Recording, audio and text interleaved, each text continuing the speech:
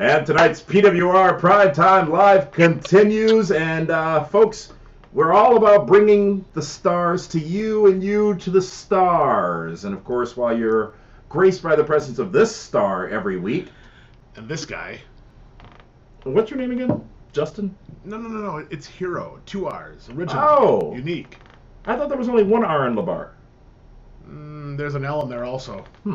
Well, folks, without further ado, it's time to go to tonight's guest. And joining us live now from Minneapolis, Minnesota, his name is Mr.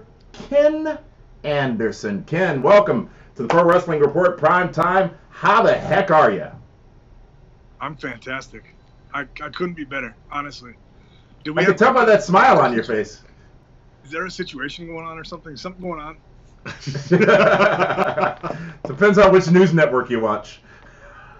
I don't watch any of the news network. I'm completely unplugged, and I love it. It feels good, huh? It does. Well, Ken, tell me a story. Tell us a story. What is new? What is going on with you? Obviously, these times are a bit unique in the world, as we just made a little light of, but not, of course, really. But you're hunkered down up there in Minneapolis. I think it's warming up a little bit, but what is your life like, given this whole quarantine life? You know, I mean, a week ago when I was told I would have to shut the academy down, it was a big kick in the pants, because my wife and I have been doing the academy for the last 3 years. We haven't taken a week off. The only time we've had any time off was, you know, if I had a booking out of town or out of country or something like that. But to suddenly tell us that we had to completely stop that was crazy. But I'm actually enjoying it. I'm enjoying the fact that I have not had human interaction other than like Facebook. Oh, easy. It's a family show. Hey, well, I was getting there. Could see those wheels spinning.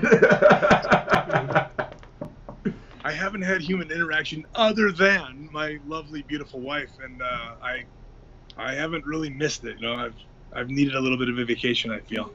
So, what did they tell you when they said you're going to come in and they're going to say, hey, the school has to close for a little while? Did they say how long they thought it might be? It's officially, the last I heard was it was closed until 5 p.m. on the 27th. That was basically all non-essential businesses. Until April 27th?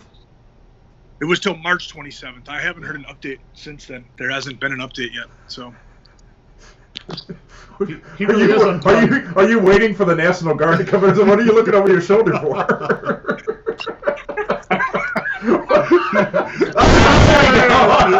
That's the human interaction he was talking about. So, we're keeping you, obviously. But let's back up a little bit, Ken, and tell us a bit more about the school, the academy. We talked to you, actually, when the academy was first starting back on the last version of Primetime when we were doing that. But give us an update as to what the last few years have been and what people can learn with your tutelage and how they can be a part of it. Well, one of the biggest things that I say that I can teach my students is what not to do in the wrestling business, because I've made just about every mistake one can make. You know, and I say that tongue in cheek, but it's a reality. It's just like with my kids, with my real kids. I hope teach them, you know, hey, these are the mistakes that Dad made. Please don't go ahead and do these. But I'm also, you know, I've been in the business now for 20 years, and I'm pretty well aware of what people are looking for in the wrestling business. And I can basically tell you, hey, these are the mistakes that we made. You know, Davari and I spun our wheels for 6 years before we got signed. And I say Davari and I, there was a big group of us, but, you know, Davari and I were the tightest. We traveled together. We had the same sort of dreams and the same sort of drive to get there. Yeah, so hopefully I'm able to make connections, too, between my students and, you know, making sure that they're able to get in front of those live audiences for WWE and TNA. I'm obviously not affiliated with any of those, but I can make those connections. Yeah. And you've had quite a few of your students actually down at NXT and get looks by WWE and AEW, haven't you, lately? Yeah, and so every time the WWE comes around the area, they always use extras for, matches. Or I've had two of my students that have actually done matches for 205 Live. One of my students performed for NXT. He did a kind of a squash match with Cassius Ohno, and just basically, hey guys, stay in their spotlight. They're not going to come looking for you. You need to sort of reach out to them, and you need to present them with, like, here is my body of work, and here's how I've gotten better since the last time you saw me. Ken, you mentioned earlier about what the wrestling business and the wrestling companies are looking for, but and what mistakes not to make. Share with us at least one, or the biggest mistake that inbound students into the academy exhibit that you find yourself correcting very often.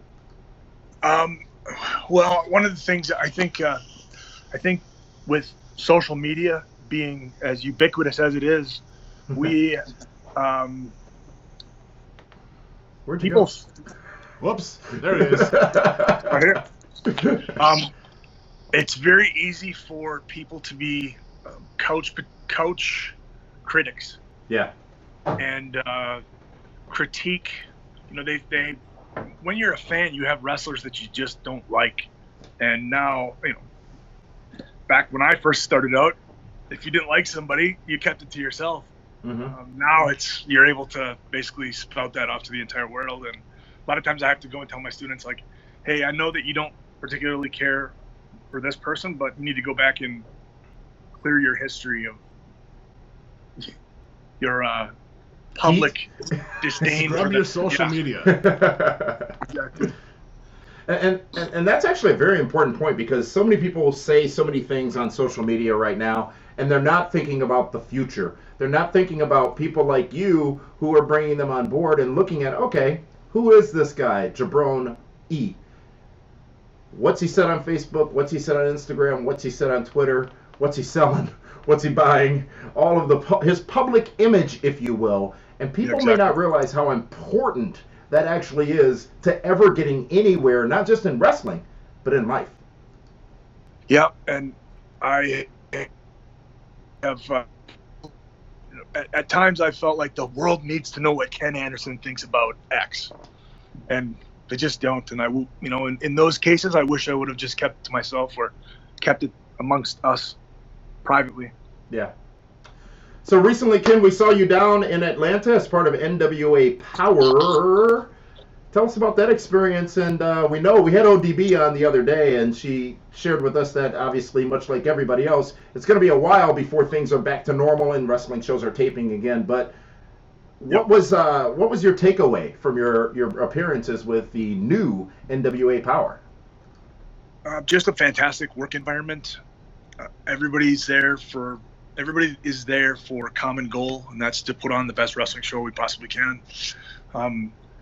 I loved the fact that Billy and Dave would come to us with an idea or some bullet points and just say, hey, I want you to cut a promo, but there would be very little direction. Sometimes almost like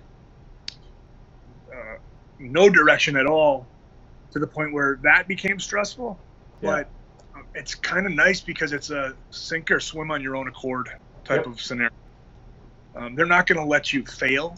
They don't want you to go out there and fail, obviously, but they do give you the opportunity to make those. Sometimes if you have an idea and you present it to somebody, they don't quite see it your way. If you've asked permission and they said no, you're dead in the water. You can't do it. Now they sort of take that away and allow you to make those mistakes. Yep. Well, this is the Pro Wrestling Report, PWR Primetime Live. We're live on Fight TV, YouTube, Facebook, Twitter, and also on Twitch. Ken Anderson is joining us here live. We're taking your comments, and we'll get to that in just a minute. We do have some questions for you from the universe out there, Ken. But first, Dave, you had a question of your own. So, Ken, now with NWA, they brought back studio wrestling. WrestleMania, of course, not going to be in the big stadium. Can you imagine doing your Money in the Bank match at the center stage studio with no fans?